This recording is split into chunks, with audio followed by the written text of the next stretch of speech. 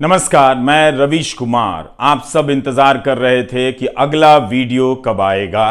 मैंने भी लगता है कुछ ज़्यादा ही आराम कर लिया। कोशिश करूंगा कि धीरे धीरे वीडियो के आने की रफ्तार बढ़ा सकूं और आपको लंबा इंतज़ार ना करना पड़े।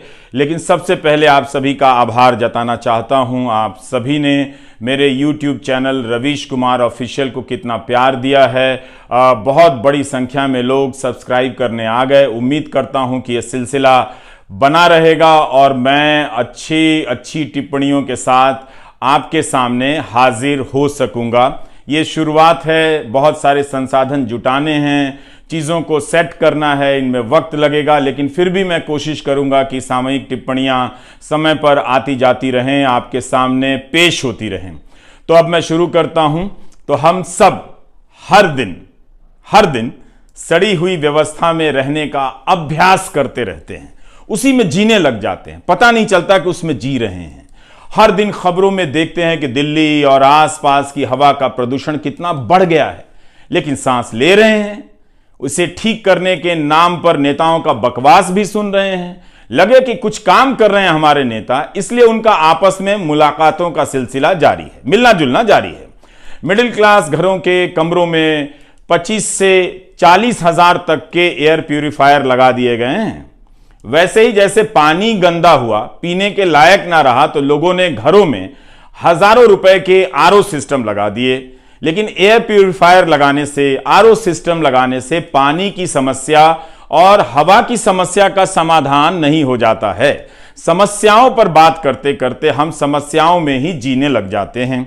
जैसे दिल्ली से गुरुग्राम जाने वाले लोग हर दिन 2 से 3 घंटे ट्रैफिक जाम के लिए निकाल कर रखते हैं। उनकी दिन भर की जागरूकता जाम में फंसे रहने के काम आती है। जाम के अनुशासित सिपाही की तरह चुपचाप गाड़ी डगराते रहते हैं, बम्पर टू बम्पर।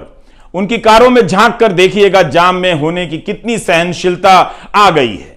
आपको अंदाजा होगा कि जो लोग नोटबंदी में लाइन में लगे थे, अभी तक लाइन से बाहर नहीं आए हैं।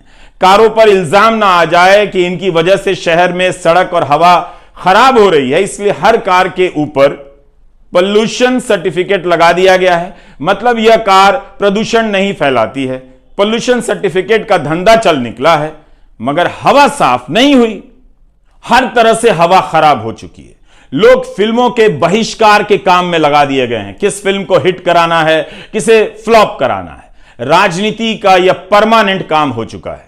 ऐसे समाज को खराब हवा में उसी तरह से जीने की आदत लग जाती है जिस तरह से दिन रात हिंदू मुस्लिम डिबेट की। लोगों को लगना चाहिए कि वे जागरूक हैं, देश की समस्या पर बात करने लायक हो गए हैं, इसलिए इन दिनों लोग AQI की बात करने लगे हैं।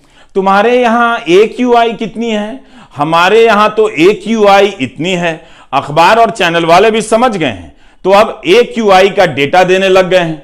जल्दी ही शादी के कार्ड पर छपने लगेगा कि हमारे यहां जहां बारात टिकाई जा रही है AQI इतनी है। AQI जान गए तो आपको जानने की जरूरत नहीं है कि तवांग कहां है और वहां पर क्या क्या हुआ है चीन के साथ। बंदे को बाहर तो जाना है, मगर AQI ऐसे चेक करेगा इन दिनों जैसे अभी प्लान कैंसिल करने वाला हो कि नहीं जाएंगे। सरकारों को पता चल गया है कि जनता AQI की बात करने लगी है, तो कुछ चौराहों पर फव्वारे लगा दिए गए हैं, ऐसी मशीनें लगा दी गई, हवा की धुलाई हो रही है। इसे देखकर आप संतोष कर लेते हैं कि सरकार कुछ तो कर रही है। इन मशीनों का उद्घाटन होता है, उद्घाटन की तस्वीरों का प्रकाशन होता है। यह एक प्रमुख राजनीतिक कर्तव्य बन गया है। सभी को पता है कि राजनीति की हवा खराब हो चुकी है, लेकिन कहते हैं इसका विकल्प क्या है? विकल्प के नहीं होने पर गहरी सांस छोड़कर जहरीली हवा में सांस लेने लग जाते हैं। अपने अपने घर में एयर प्यूरिफायर लगा देने से लोकतंत्र की हवा या शहर की हवा साफ नहीं होती है। अपने आप को ठीक से समझिए। आप हर दिन जाम में रहने, सड़ी हवा में सांस लेने का अभ्यास करते जा रहे हैं। गलत हो रहा है, मगर उसी गलत में जीते जा रहे हैं। जिस शहर में लोगों को जाम में रहने का, सड़ी हवा में सांस लेने का, गलत को देखकर चुप रहने का अभ्यास हो, उस शहर में कौन इस बात पर सर पीट रहा है कि केंद्रीय विश्वविद्यालयों में शिक्षकों के हजारों पद खाली, तो पढ़ा कौन रहा है या सवाल पूछ भी कौन रहा है, इसकी भी कीमत आप दूसरे तरीके से चुका रहे हैं। कॉलेज में एडमिशन फीस देकर कोचिंग में जा रहे हैं, ठीक उसी तरह से जैसे हवा सांस लेने लायक नहीं है तो कमरे में एयर प्यूरिफायर लगवा रहे हैं। गरीब और साधारण घर के बच्चे जब क्लासरूम में पहुंचते हैं तब वहां पढ़ाने वाला मास्टर नहीं होता, या होता भी है तो वह गेस्ट लेक्चरर होता है जो कई साल से पढ़ाते पढ़ाते अपने अंधकारमय भविष्य की चिंता में डूब जाता है। उसके भरोसे आपके बच्चों का भविष्य टिका है। यह सब इसलिए हो रहा है ताकि आपके बच्चे जहां हैं वहां से आगे ना जाएं, बल्कि आगे जाने का सपना दिखाकर उनकी जेब से कुछ और पैसे निकाल लिए जाएं, जैसे सड़ी हवा दिखाकर आपसे एयर प्यूरिफायर के पैसे निकलवाए जा रहे हैं। जो पढ़े लिखे हैं और जिनके पास पैसे हैं वो जानते हैं कि यहां के विश्वविद्यालयों में कुछ भी नहीं रखा है, तो वे निजी विश्वविद्यालयों में लाखों की फीस देकर अपने बच्चों को बचा ले जाते हैं। ठीक उसी तरह से जैसे शहर की हवा सड़ गई है मगर घर में एयर प्यूरिफायर लगा लेते हैं। जिनके पास कुछ अधिक पैसा है वे पेट और जेब काटकर दूसरे देश में पढ़ने के लिए भेज देते हैं। सरकार को पता है कि जब आप 3 घंटे जाम में आराम से लगे रह सकते हैं तो बिना मास्टर के 3 साल कॉलेज में बिता सकते हैं, बर्दाश्त कर लेंगे, और आपने करके दिखाया भी है। केंद्रीय विश्वविद्यालयों, आईआईटी, आईआईएम जैसे संस्थानों में शिक्षकों के 11,000 से अधिक पद खाली हैं, लेकिन देश का काम चल रहा है। यह संसद में सरकार का जवाब है। अब इनमें से केंद्रीय विश्वविद्यालयों को अलग कर दें तो 45 केंद्रीय विश्वविद्यालयों में professor, associate professor, assistant professor के 6,180 पद खाली हैं। आईआईटी में 4,502 पद खाली हैं। सोचिए, जिस आईआईटी की इतनी धूम है वहां शिक्षकों के हजारों पद खाली हैं। उम्मीद है वहां के छात्र अपने व्हाट्सएप ग्रुप में मां बाप को लिखते होंगे कि नाम का ही आईआईटी है, पढ़ाने वाला तो कोई है नहीं। संसद में शिक्षा मंत्री धर्मेंद्र प्रधान ने कहा है कि सभी संस्थाओं को निर्देश दिए गए हैं कि मिशन मोड में भर्तियां हों। इस मिशन मोड का हाल बताना चाहता हूं। ठीक 4 महीने पहले जुलाई में यही सरकार लोकसभा में जवाब देती है कि 43 केंद्रीय विश्वविद्यालयों में शिक्षकों के 6,549 पद खाली हैं। 4 महीने में खास अंतर नहीं आया है। इतना तो नहीं कि लगे कि मिशन मोड में भर्तियां हो रही हैं। 6,000 से अधिक पद खाली हैं और भरे जाते हैं 369 के करीब। तो यह कैसे मिशन मोड हो गया? मंत्री जी ने पिछले साल सितंबर में कहा था, सितंबर में भी, कि केंद्रीय विश्वविद्यालयों के कुलपतियों को निर्देश दिए गए हैं कि 1 साल के भीतर 6,000 रिक्त पद मिशन मोड में आकर भर दें। 1 साल से अधिक समय बीत गया, भर्तियां वहीं की वहीं नजर आ रही। सितंबर 2021 से जुलाई 2022 तक 10 महीनों में 6,500 से अधिक खाली पदों पर मात्र 375 भर्तियां हुई हैं, जैसा कि संसद में दिए गए जवाब से जाहिर होता है। यह सरकार का जवाब है, लेकिन यह खबर अमीर लोगों के किसी काम की नहीं है। वो अपने बच्चों को विदेश भेज दे रहे हैं। आपके बच्चों का क्या होगा, यह खबर आपके काम की है। थोड़ा फ्लैशबैक में ले जाता हूं पीछे। खाली पदों को भरने की हुंकार 2017 में भी मोदी सरकार के एक मंत्री ने भरी। फरवरी 2017 में राज्यसभा में तत्कालीन शिक्षा मंत्री प्रकाश जावड़ेकर ने कहा कि 2017 के साल में यूनिवर्सिटी के अधिकांश खाली पद भर दिए जाएंगे।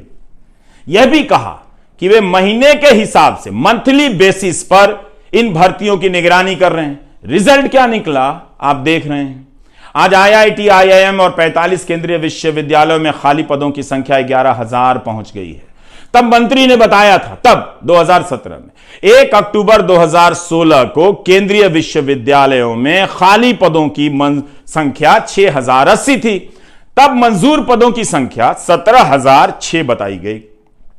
अब तो मंजूर पदों की संख्या भी बढ़ गई है, 18,969। मगर खाली पदों के भरने में कोई बहुत बड़ा बदलाव नजर नहीं आता। उस साल जावड़ेकर ने कह दिया, पिछली सरकार के दौरान 6-7 साल भर्तियां नहीं हुई, इसलिए खाली पदों का बैकलॉग जमा हो गया है। मगर मोदी सरकार के 8 साल बीत जाने के बाद भी हाल वही नजर क्यों आता है? पिछले 5 साल का दोष गिना रहे थे।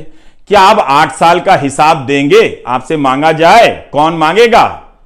तो ये मिशन मोड में भर्ती, मंथली बेसिस पर निगरानी, इन सब के बाद केंद्रीय विश्वविद्यालयों की ये हालत है। मोदी सरकार के 8 साल गुजर गए, विश्वविद्यालयों में खाली पदों के कारण कितने साल तक कितने हजार छात्रों को बिना शिक्षकों के पास होना पड़ा, या गेस्ट लेक्चरर से काम चलाकर यूनिवर्सिटी ने एक अच्छे प्रोफेसर के बनने की भी संभावना हमेशा हमेशा के लिए समाप्त कर दी। इस पर बहस कीजिए।